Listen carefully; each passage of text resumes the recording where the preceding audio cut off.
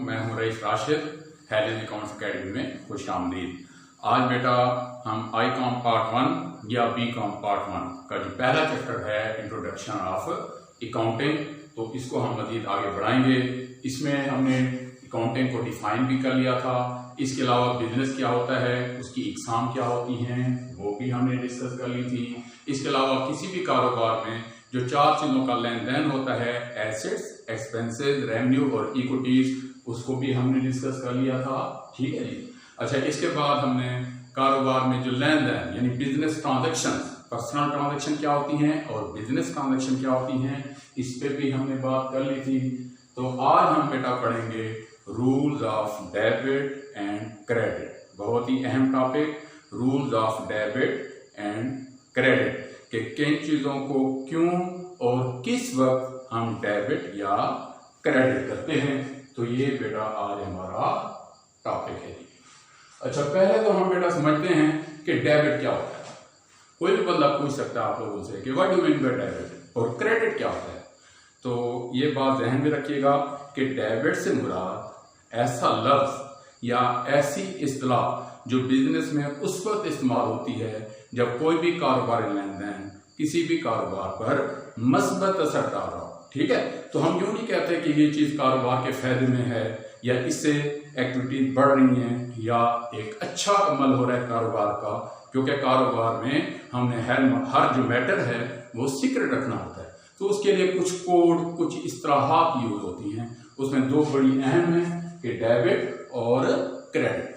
तो डेबिट से मुराद ऐसा लफ्ज या ऐसी इस्तिलाह जो हम उस वक्त इस्तेमाल करते हैं अकाउंटिंग में जब कोई भी कारोबारी लेन देन, अब लेन देन आपको पता है एसेट्स का भी होता है, एक्सपेंसेस का भी होता है, रेवेन्यू का भी होता है और इक्विटीज का भी होता है। यानी एसेट्स का किसी भी बिजनेस में लेन देन एसेट्स का भी होता है, एक्सपेंसेस, रेवेन्यू और इक्विटीज। तो डेबिट से मुराद ऐसा लफ्ज या ऐसी इस्तिलाह जो उस वक्त हम इस्तेमाल करते हैं जब इन चारों में से कोई भी चीज कारोबार पर मस्बत असर डाल रही, तो तब हम क्या करते हैं उसे डेबिट। और क्रेडिट किसे कहते हैं, ये भी एक ऐसा लफ्ज है या ऐसी इस्तिलाह है जो उस वक्त हम mean as accountant books of account maintain करते हुए हम उस वक्त इस्तेमाल करते हैं जब कोई भी कारोबारी लेन देन कारोबार के लिए मस्बत असर ना कर रहा हो, यानी कारोबार पर मनफी असर डाल रहा हो, तो तब हम क्या करते हैं, क्रेडिट। ठीक है, तो अब बेटा यहां पर 3 सवाल हैं, गौर कीजिएगा। 3 सवाल हैं कि किन चीजों को करते हैं, यानी किस लेन देन को करते हैं, ठीक है, और क्यों करते हैं और किस वक्त करते हैं। ठीक है, सपोज करें कि मेरे सामने 4 या 5 स्टूडेंट बैठे हुए हैं, तो अगर मैं एक ऑफर करता हूं कि इन सब में से कोई से 2 या 3 स्टूडेंटों को मैं किसी भी शहर यानी लाहौर ले जाऊंगा, तो यहां पर हर बच्चे के जहन में 3 सवाल होंगे कि सबको तो नहीं ले जाने वाला, मैं कोई से कुछ यानी स्टूडेंटों को लाहौर ले जाऊंगा। तो 3 सवाल बच्चों के जहन में उभरेंगे कि आया किन स्टूडेंटों को ले जाएंगे। ठीक है, दूसरा सवाल, क्यों ले जाएंगे, किस मकसद के लिए लाहौर ले जाएंगे। ठीक है, और किस वक्त ले जाएंगे, आया आज का दिन ले जाएंगे, हफ्ते भर में ले जाएंगे या महीने के बाद ले जाएंगे, यानी किस वक्त ले जाएंगे, यानी कब ले जाएंगे। तो यहां पर जब भी हम डेबिट क्रेडिट करते हैं तो 3 सवाल हर बच्चे के जहन में उभरते हैं कि इन चारों में से किन चीजों को करते हैं, यानी किस लेन देन को करते हैं, और ऐसा क्यों करते हैं, यानी वाई, और किस वक्त करते हैं, यानी व्हेन। तो अब हम देखते हैं कि डेबिट एक लफ्ज है जो उसका इस्तेमाल करना है जब कोई भी चीज कारोबार पर मस्बत असर डाल रही हो, मालिक पे नहीं। मालिक तो अलग चीज है, हम देखेंगे कारोबार और एज ए अकाउंटेंट एनालाइज करेंगे।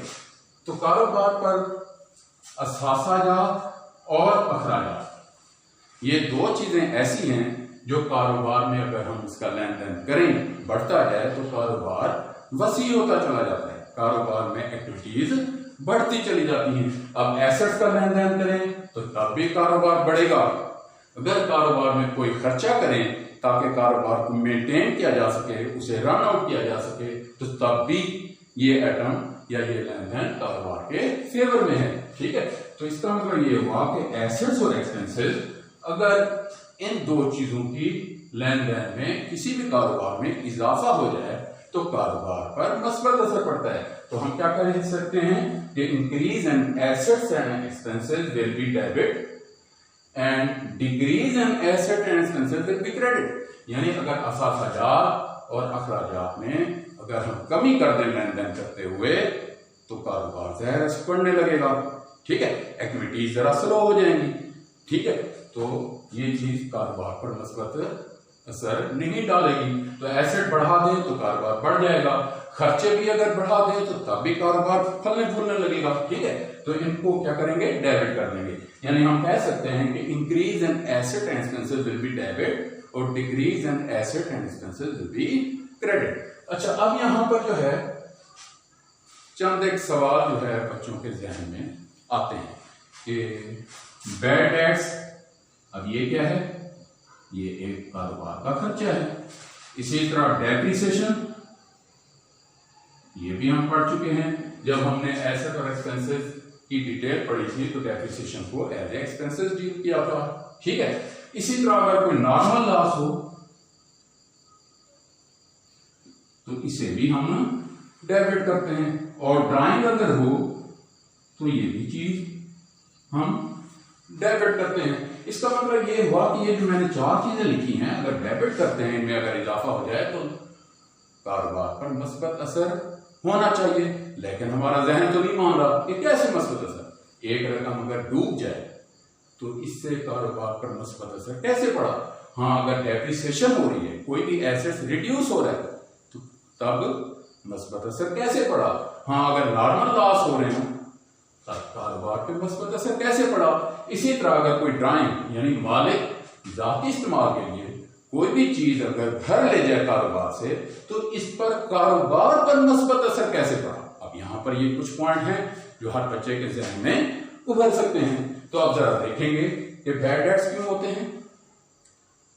बैड डेट्स किन को कहते हैं, जिनसे हमने वसूली करनी हो और वो रकम अदायगी से इनकार करते हैं, यानी अकाउंट रिसीवेबल रिफ्यूज करते हैं ना, जिनसे हमने कोई रकम लेनी होती है वही इनकार करते हैं ना। अच्छा, अकाउंट रिसीवेबल हमारी बैड डेट्स की वजह बनती है। अब अकाउंट रिसीवेबल कैसे बनते हैं, जब हम क्रेडिट सेल करें, जब कोई चीज उधार फरोख्त करें तो इन फ्यूचर उन लोगों से रकम लेनी होती है। अच्छा, क्रेडिट सेल क्यों करते हैं, क्रेडिट सेल इसलिए करते हैं ताकि एक्टिविटी बढ़ाई जा सके, अपनी सेल को बढ़ा सकें, ठीक है। तो इसका मतलब यह हुआ कि सेल को बढ़ाने के लिए हमने क्रेडिट सेल ऑफर की, और क्रेडिट सेल अगर ऑफर की तो बैड डेट्स का रिस्क लिया। अगर सेल को बढ़ाने के लिए कुछ परसेंटेज यानी 2%, 4%, 5% बैड डेट्स हो सकते हैं, लेकिन उधर से तो सेल बढ़ रही है, वो तो कई गुना बढ़ रही है।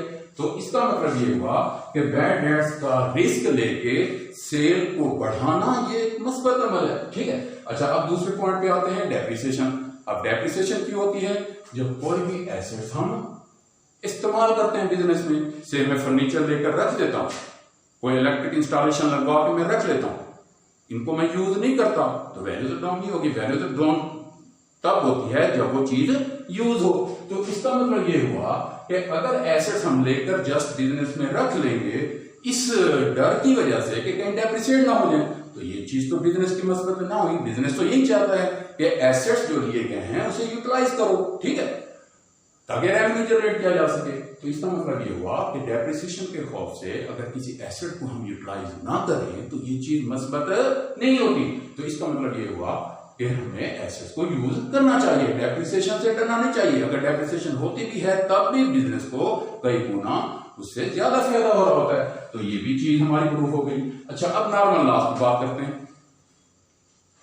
ये भी अगर इजाफा हो जाए डेबिट करते हैं ना, तो एक तरफ तो हमने पढ़ा है कि डेबिट से मुराद ऐसा लफ्ज या इस इस्तेलाह को उस वक्त इस्तेमाल करते हैं जब कोई भी कारोबारी लेन देन कारोबार के फेवर में हो, तो नॉर्मल लॉस को भी तो हम डेबिट करते हैं।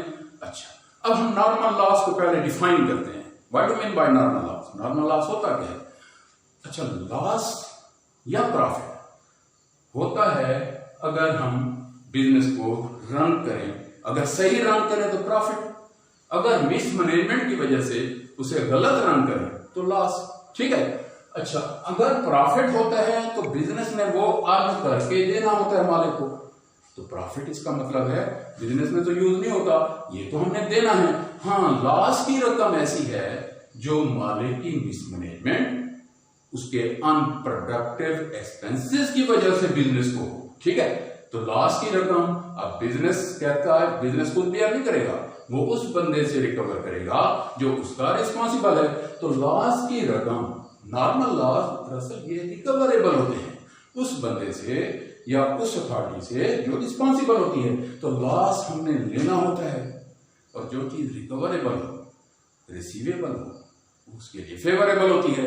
अगर इस बंदे की वजह से बिजनेस को लॉस हो जाए, यानी ओनर की मिसमैनेजमेंट की वजह से बिजनेस को लॉस हो जाए, तो हम वो लॉस की रकम इसके सरमाए में से काट लेंगे, वो हम रिकवर कर लेंगे। तो अब पता लग गया कि नॉर्मल लॉस बिजनेस में रिकवर करना होता है, इसलिए हम इस लेन देन में जब हम लॉस को रिकॉर्ड करेंगे तो क्या करेंगे, डेबिट। अच्छा, अब ड्राइंग क्या है? ड्राइंग वो रकम जो मालिक अपने कारोबार से जाती इस्तेमाल के लिए ले जाए। अब ये तो नहीं कि वो अपनी मर्जी करेगा ले जाएगा, तो इसमें पूछने वाला कोई नहीं है। तो एज अकाउंटेंट आपने वो रकम जो मालिक ले गया है उससे रिकवर करनी है, ठीक है। तो जो भी चीज रिकवरेबल हो, यानी ड्राइंग भी हमने वसूल करना होता है। अगर वो ना दे तो हम उसके सरमाए में से रकम काट लेंगे। तो लॉस की रकम भी लेनी है, ड्राइंग की रकम भी लेनी है, डेप्रिसिएशन ये जरूरी है ताकि बिजनेस को रन आउट किया जा सके, एसेट्स को यूज करें, और बैड डेट्स ये क्रेडिट सेल यानी सेल को बढ़ाने के लिए। तो यहां पर अब हमें प्रूफ मिल गया कि एसेट और एक्सपेंसेस ये ऐसी चीजें हैं। वैसे भी किसी की फाइनेंशियल पोजीशन देखनी हो ना तो देखा जाता है, अगर उसके एसेट्स ज्यादा हैं तो इसमें उसकी फाइनेंशियल पोजीशन मजबूत है, अगर उसके एसेट्स कम हैं तो फाइनेंशियल पोजीशन वीक है। इसी तरह एक्सपेंसेस को भी देखा जाता है। देखिए, दो चीजें हैं, एक अनप्रोडक्टिव पेमेंट्स, दूसरा एक्सपेंसेस। एक्सपेंसेस और अनप्रोडक्टिव पेमेंट्स में फर्क है। एक्सपेंसेस से मुराद हर वो अदायगी जो कारोबार में की जाए और जिसके benefit with in short period हो, जबकि अनप्रोडक्टिव पेमेंट से मुराद ऐसी अदायगी जिसके benefit with in short period gain ना किए जा सके, वो अनप्रोडक्टिव पेमेंट, ठीक है। तो यहां पर एक्सपेंसेस का तस्करा हो रहा है, ना कि अनप्रोडक्टिव पेमेंट्स का, ठीक है जी। तो यहां पर इसका मतलब ये हुआ कि एसेट और एक्सपेंसेस में इजाफा हो जाए तो कारोबार पर मुस्बत असर पड़ता है, हम डेबिट कर देंगे, और अगर एसेट और एक्सपेंसेस में कमी हो जाए तो कारोबार पर नफी असर पड़ता है, हम इनको क्या कर देंगे, क्रेडिट कर देंगे। अच्छा, बाकी दो चीजों की तरफ आते हैं, रेवेन्यू और इक्विटीज, ये भी तो लेन देन होता है, यानी किन चीजों को करते हैं जो कारोबार पर असर डालें। असर तो होती हैं ये चार चीजें असर का सबब बढ़ती हैं, या तो ये बढ़ती हैं या बिजनेस एक्टिविटीज में इन चीजों में कमी आती है। तो एसेट और एक्सपेंसेस तो हमने प्रूव कर लिए कि क्यों डेबिट करते हैं और किस वक्त डेबिट करते हैं। अब देखते हैं रेवेन्यू और इक्विटीज। अब रेवेन्यू में इजाफा हो जाए या कर्जा यानी इक्विटी में इजाफा हो जाए, इसको क्या कर दिया जाता है, क्रेडिट, यानी increase in revenue and equities will be credit, ये उलट काम करेंगे। जबकि decrease in revenue and equities will be debit, यानी आमदनियां यानी मुनाफा या कर्जे अगर बढ़ जाएं तो कारोबार पर हाँ जी अच्छा असर पड़ेगा या बुरा। कोई भी बंदा आपसे पूछता है कि आया मुनाफा हो जाए या कर्जे दिए जाएं तो इससे बिजनेस पर मस्बत असर पड़ता है या नफी। तो आपने ओनर पॉइंट ऑफ व्यू से नहीं देखना, आपने अकाउंटेंट पॉइंट ऑफ व्यू से उसे जवाब देना है, ठीक है। तो आप देखना है रेवेन्यू। रेवेन्यू क्या है? रेवेन्यू और प्रॉफिट से मुराद वो रकम जो बिजनेस में एक्टिविटीज करने के बाद अर्न करके एक खास पीरियड के बाद मालिक को देनी हो। फिर सुनिएगा, आमदनी या मुनाफा या रेवेन्यू से मुराद वो रकम जो कारोबार की मलकियत ना बने बल्कि कारोबार में लेन देन करने के बाद अर्न की जाए, ठीक है। और वो खास पीरियड के बाद एक अकाउंटेंट ने बिजनेसमैन को यानी ओनर को देनी हो। और जो भी रकम देनी हो यानी ड्यू हो, ओवेन हो, एरियर हो, आउटस्टैंडिंग हो, एक्रूड हो, पेएबल हो, वो तो अनफेवरेबल होती है। तो प्रॉफिट उसके फायदे में होगा जो प्रॉफिट का मालिक बनेगा। अब मालिक कौन बनेगा? वो तो इन्वेस्टर बनेगा। प्रॉफिट हम इसमें तो यूज नहीं करते, इसमें वो रकम जो यूज होती है बिजनेस में उसे कैश कहते हैं। कैश और प्रॉफिट में फर्क है। तो प्रॉफिट से मुराद वो रकम जो एक अकाउंटेंट बिजनेस एक्टिविटीज करने के बाद जो यानी अर्निंग होती है वो खास पीरियड के बाद वापस देनी होती है। तो हम कह सकते हैं कि प्रॉफिट तो उसके फायदे में है जो प्रॉफिट का मालिक बनेगा। हम तो एज ए अकाउंटेंट एनालाइज कर रहे हैं, ठीक है। तो हमने तो ये रकम हमारे पास अमानत है बिजनेस में, और ये तो रकम खास पीरियड के बाद देनी है। इसलिए अगर आमदनी बढ़ जाए, प्रॉफिट बढ़ जाए, तो हम क्या करते हैं, क्रेडिट, और अगर कमी हो जाए तो हम डेबिट करते हैं। अच्छा, अब हम इक्विटीज की तरफ आते हैं। इक्विटीज मीन कर्जे, वो तो कर्जे वैसे ही देने हैं, चाहे आउटसाइडर हो चाहे ओनर हो। चाहे आउटसाइडर है लोन लिया है तो वो तो वापस देना पड़ेगा, ठीक है। अकाउंट पेबल को भी इन फ्यूचर पेमेंट करनी होगी, तो उनमें तो इजाफा हो जाए तो नफी असर पड़ता है, ठीक है। और अगर कमी हो जाए तो मुस्बत असर पड़ता है। तो हम यूं कह सकते हैं कि rule of debit credit, simple सी बात, कोई आप पेचीदगी में ना पड़ो, सिंपल सी बात कि जो चीज बिजनेस के फायदे में है, जिससे बिजनेस एक्सटेंड होगा, बिजनेस ओन करेगा, वो चीज बिजनेस के फायदे में है। और जो बिजनेस ने देनी है, बिजनेस पर बर्डन है, बिजनेस के लिए ड्यू है, जो इन फ्यूचर खास पीरियड के बाद पेबल हो, वो चीज बिजनेस के लिए अनफेवरेबल होती है। तो रेवेन्यू और इक्विटीज बिजनेस ने देने होते हैं, किसको, जो उसका ओनर होता है, जो भी हकदार होता है। तो इसलिए रेवेन्यू इक्विटी में इजाफा हो जाए तो उलट काम करेंगे, क्रेडिट कर देंगे। जबकि हमने तो पढ़ा था क्रेडिट से मुराद है सलाह या ऐसी सलाह जो बिजनेस में उस वक्त इस्तेमाल करते हैं जब कोई भी कारोबारी लेन देन कारोबार के लिए अनफेवरेबल हो, नफी असरात रखता हो, ठीक है जी। तो ये दो इस्तिलाहात हैं, ये एक दो कोड हैं, हर जगह पूरी दुनिया में यूज होते हैं, ठीक है। जब भी हम ये इसलिए यूज होते हैं ताकि मैटर सीक्रेट रखे जा सकें, किसी को पता ना चले कि क्या चीज मस्बत असर डाल रही है और क्या चीज बिजनेस पर नफी असर डाल रही है। तो इसके लिए दो कोड यूज होते हैं, एक डेबिट का, एक क्रेडिट का। तो सिंपल से रूल जहन में रखिएगा, नोट कर लें कि only 4 items which effect the business activities, यानी एसेट्स, एक्सपेंसेस, रेवेन्यू और equity. So only these 4 items will be debited और credited in the books of account. चुनांचे ये 4 चीजें ही हम बुक्स ऑफ अकाउंट में डेबिट या क्रेडिट करते हैं, ठीक है। These are as follows. Number 1 assets, expenses, revenue, equities. मैंने बता भी दिया कि किन चीजों को करते हैं। 3 सवाल, 3 सवालों के 3 जवाब आ गए।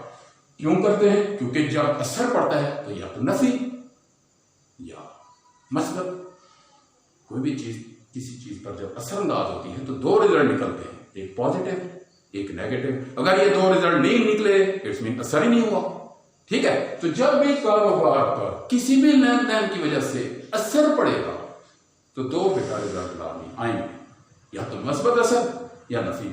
अब यही चीज इनलाइज करके नेक्स्ट स्टेप हमारा क्या होता है, रिकॉर्डिंग का। इनलाइज करके अकाउंटेंट क्या करता है, रिकॉर्ड करता है। तो ये जब इनलाइज कर लेगा तब उसका अमल क्या करेगा, रिकॉर्डिंग। अब रिकॉर्डिंग करते हुए हमने कोडिंग करनी है, ठीक है।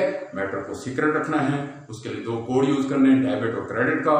तो एसेट एक्सपेंस में इजाफा हो जाए डेबिट, कमी हो जाए क्रेडिट। जबकि रेवेन्यू और इक्विटीज में इजाफा हो जाए क्रेडिट और कमी हो जाए तो डेबिट। सिर्फ इतनी सी बात थी, ठीक है।